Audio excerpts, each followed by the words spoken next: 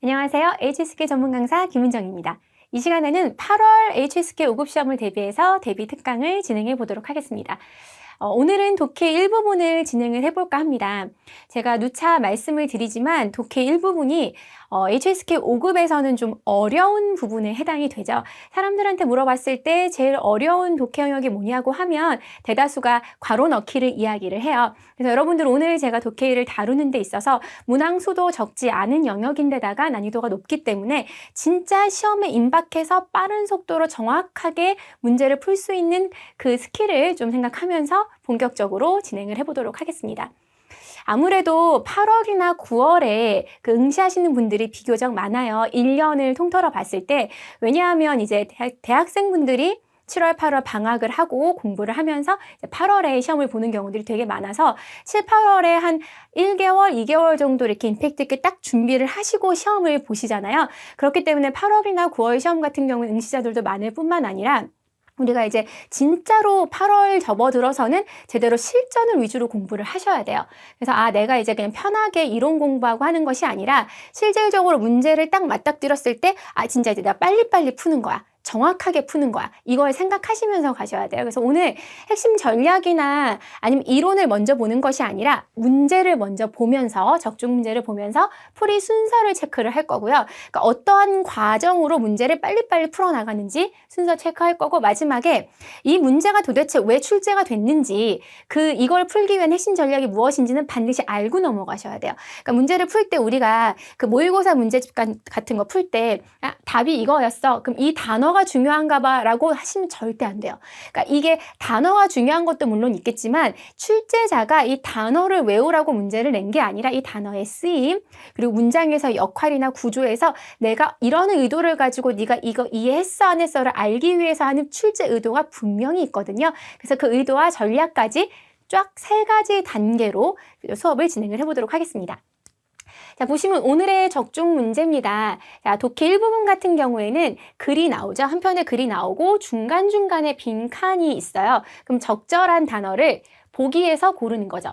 그런데 이제 지문 같은 경우에는 내가 평이하게 읽을 수 있는 지문도 나오고 어려운 지문도 나와요. 그래서 지문 같은 경우에는 지문을 다 이해하겠다면 시간이 너무 많이 드는데 우리의 5급에 있어서는 시간이 굉장히 중요하기 때문에 좀 시간을 절약해야 하는 차원에서 보기 중심으로 좀 보시는 게 좀 좋습니다. 53번 같은 경우는 다 부사로 되어 있고 54번 같은 경우에는 어떤 감정적인 것들에 대한 단어인가 어휘인가 55번은 문장형으로 되어 있고 56번 같은 경우는 단음절 동사로 되어 있어요. 굉장히 스탠다드한 전형적인 5급의 빈칸 넣기 레파토리로 흘러가고 있어요. 근데 절대 쉽지는 않습니다. 자, 오늘 이 실전적인 문제, 네 문제 본격적으로 풀어보도록 할게요. 풀이 순서가 너무너무 중요해요. 왜냐하면 딱 봤을 때 어떤 절차로 문제를 풀어야 되는지가 굉장히 중요합니다. 첫 문장부터 먼저 읽고 맥락을 잡으셔야 돼요. 다 읽는 분들 있어요. 절대 안 돼요. 시간 없어요. 빈칸 앞에 뒤에 대충 보면서 보기 4개 중에서 땡기는 거 딱 넣고 이것도 안 돼요. 근데 맥락은 대충 글이 어떻게 흘러가는지를 알아야 전체적인 의미의 맥락을 파악해서 풀어야 되는 문제들이 한두 문제 나올 수 있기 때문에 알아야 하는데 다 읽고 알기에는 시간이 너무 부족하죠. 근데 보통 중국인들이 말을 할 때 2가지식을 굉장히 많이 씁니다. 그러니까 첫 줄기나 서론에서 내가 하고자 하는 얘기를 조금 전달을 미리 던져놓고 가는 경우들이 굉장히 많기 때문에 첫 문장만 읽고 일단 맥락을 잡으세요. 빈칸이 저 밑에 있을지라도 첫 문장 딱 읽고 대충 무슨 내용인지. 네, 你是否 해놓고 也遇到过这样情况. 당신은 아마도 이러한 상황을 맞닥뜨려 본 적이 있을 거야. 있으세요? 안 있으세요? 라고 물어보고 있는 거예요. 일상적인 문제예요. 너 이거 한번 겪어봤어? 겨울철에 한번 이런 일 일어나 본 적 있지 않아? 하고 일상적인 것들. 뭔가 전문적인 지식이나 이런 걸 전달하는 내용보다는 일상적인 내용. 뒤를 조금 읽어보셔도 생활에서 얻을 수 있는 그런 교훈이나 일상적인 내용들이 연결되고 있거든요. 일상적인 주제구나라고 하고 넘어가시면 됩니다. 자, 빈칸 앞뒤를 이제 공략을 하셔야죠. 자, 빈칸이나 앞이나 뒤에서 빈칸의 위치가 그 문장에서 부사의 위치인지 동사의 위치인지 이런 것들 파악하시는 것도 좋고요. 안 되면 빈칸의 앞문장, 빈칸에 해당하는 뒷문장 정도까지는 읽어두시면 좋을 것 같습니다. 주어, 수로 중심으로 분명히 파악을 하셔야 돼요. 자, 보시면 앞에 문장 보면 네가 혹은 말이야 네가 하고 샀대요. 구조적으로 먼저 파악을 하셔야 돼요. 네가 샀어. 무엇을 해놓고 이퀄하면 숫자 다음에 한 글자는 어차피 양사예요. 그리고 여러분이 중요하게 생각하셔야 될 게 더 앞에는 어차피 다 수식이에요. 샀대요. 땅가오를 샀대요. 근데 내가 너무 아까워서 차마 못 먹는 얘기까지는 해석이 안 되더라도 샀다. 네가 어떻게 샀다. 근데 아까 보셨다시피 53번이 다 부사였어요. 그러면 이 부사 4개 중에서 어울리는 걸 골라야겠다라고 생각을 하실 수 있습니다.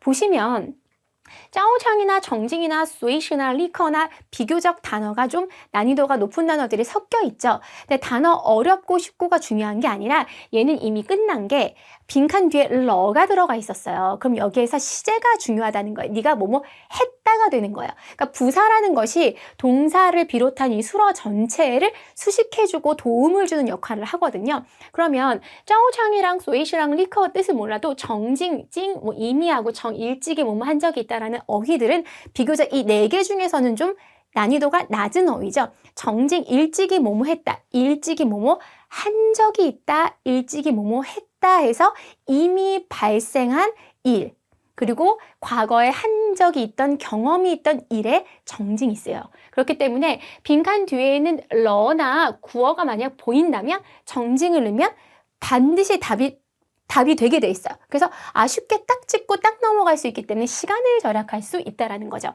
그런데 그럼에도 불구하고 답은 쉽게 골라서 넘어갔지만 우리가 공부를 하는 차원에서 나머지 어휘들도 좀 공부를 하셨으면 좋겠어요. 왜냐하면 출제 빈도가 좀 높아요. 그게 답이건 아니건 간에 HSK 5급 텍스트 상에서 노출되는 경우들이 많은 고급 어휘이기 때문에 알아두시면 도움이 될 것 같습니다. 짜오창은 평소대로예요. 일상이 들어가 있죠. 일상 그대로, 비춰지는 그대로, 평소대로라는 뜻을 가진 부사고요. 수시로 이거는 한자 도움이 되시는 분들은 한국어랑 비슷하게 흘러갈 수 있겠죠. 리커, 각이거든요. 즉각적으로, 즉시 단어, 어휘 기억하고 가셨으면 좋을 것 같습니다. 자, 그 다음에 두 번째 빈칸을 좀 확인을 해볼 거예요. 근데 시작이 여기 앞에서부터 시작을 하는데 사실 문장을 해석하고자 한다면 모르는 단어가 있는 문장보다 단어는 다 알아. 근데 이게 무슨 말을 하는지 모르겠어 라는 문장들이 솔직히 조금 더 많은 경우가 많아요. 이게 그런 해당되는 문장이기는 하지만 그래도 중간중간에 쉬운 문장들이 있어요. 最想做的时候 가장 하고 싶을 때 해야 될 일이 없어요 하고 메이어가 앞에서부터 받아요. 그리고 뒤로 가면 最喜欢的时候穿上 입어야 될 옷이 없고 最可口的时候 가장 입맛이 당길 때 맛볼 케이크 없어 뭐 이런 얘기들을 쭉 하고 있어요. 근데 해석이 쭉 안 되더라도 가장 하고 싶은 거, 가장 입고 싶은 거, 가장 뭐가 땡길 때 뭐 케이크 옷 이런 거 정도는 여러분이 해석을 하실 수가 있겠죠. 그래서 빈칸 앞문장에 대한 흐름이 가고 이어지고 있어요. 자, 보시면 앞에 뭐뭐 하고 싶을 때 뭐뭐 안 했고 뭐뭐 입고 싶을 때 뭐가 없고 먹고 싶을 때 뭐가 없어요. 유혹이라는 단어는 어휘를 아신다면 사실상은 적절하지 않겠다라고 알 수 있고요. 오나이는 어쩔 수 없다예요. 방법이 없어요. 어쩔 수 없이. 그리고 안 나오는 번뇌를 하는 거죠. 그러니까 가장 하고 싶을 때 뭔가를 할 수가 없어요. 그죠? 그럼 어쩔 수 없이 뭔가를 하는 게 아니라 못 하는 거잖아요. 근데 어쩔 수 없다나 고뇌를 하는 게 아니라 안타까운 일인 거죠. 그러니까 이거는 의미가 들어가 있어야 돼요. 그러니까 단순히 앞에 러처럼 호응을 해서 짝꿍을 고르는 것이 아니라 근데 중요한 건 뭐냐면 이런 맥락을 파악하는 문제일수록 앞뒤에 해석할 수 있을 만한 문장들 사이에 있어요. 그죠? 가장 하고 싶을 때 할 수가 없어. 가장 입고 싶을 때 그 옷을 입을 수가 없어. 가장 먹고 싶을 때 그걸 먹을 수가 없어. 그럼 어때요? 이걸 고민해요? 이게 아니라 무슨 얘기죠? 안타까워요, 유감스러워요 라고 갈 수 있다라는 거예요. 자, 55번으로 넘어갑니다. 잘 볼게요. 또 이 얘기가 나와요. 没有在自己最想做的时候去做的事情 하고 이어져서 生命, 생명은 55번이 들어가는 문장이죠. 주어 끊고 생명 역시 보존 기간이 있어요. 그래서 保存期限 있어요. 유효 기간인 거죠. 내가 이거 유통기한 같은 거죠. 이게 있대요. 기한 정도는 여러분이 해석을 하실 수 있죠. 보시면 자, 보기가 이번에 문장형으로 되어 있어요. 그러니까 문장형으로 되어 있는 것 같은 경우도 주어 수를 나누셔야 돼요. 오만함에 대한 얘기인 건지, 그죠? 이거는 이제 명령문이죠. 다른 사람을 비난하는 거, 질책하는 거에 대한 얘기인 건지, 도피에 대한 얘기인 건지, 아니면 想做的事 하고 싶은 일은 마땅히 빨리빨리 처리해야 돼인 건지, 근데 앞 문장에서 자꾸 하고 싶은 얘기가 나왔고 기한이 있어요. 유효 기한이 있기 때문에 기한 안에 해야 된다 하면 정답은 D가 되는 거죠. 관련 내용을 찾는 거야. 근데 해석이 안 되더라도 교만이나 질책이나 도피보다는 계속 하고 싶은 일, 하고 싶지 않은 일, 이런 어휘들이 반복이 됐기 때문에 문장 이것에 관련 내용 연관지어서 문제 풀기에는 전혀 어렵지 않은 문제였다라는 거 기억하고 가시면 좋을 것 같아요. 왜냐하면 다 어휘였다가 문장 나오면 이게 뭐야, 어려운 문제, 이렇게 생각하실 수가 있는데, 오히려 아는 단어 위주로 그 맥락상에서 고르시면 어렵지 않게 고를 수 있다는 거. 빈칸 앞이나 뒤를 보셔야 돼요. 그건 기억하고 가셔야 됩니다. 자, 마지막 문제 보도록 할게요. 아까 보셨다시피 보기가 다 단음절 동사였어요. 자, 빈칸 앞에 뒤에 꼼꼼하게 볼게요. 만약에 해놓고 받자가 나오네요.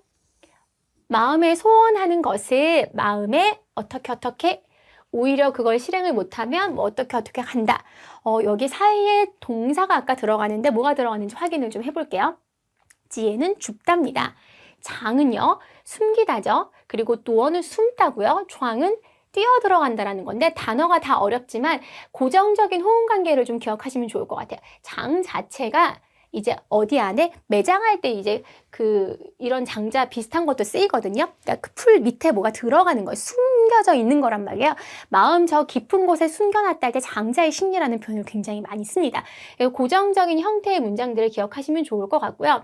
지행 같은 경우는 손수변이 있죠. 손으로 줍는 행동을 얘기하고요. 얘는 이제 숨다랑 선생님 숨기다가 뭐가 달라요? 이 몸신자 보이시죠? 단음절 동사는 보기를 보셔야 돼요.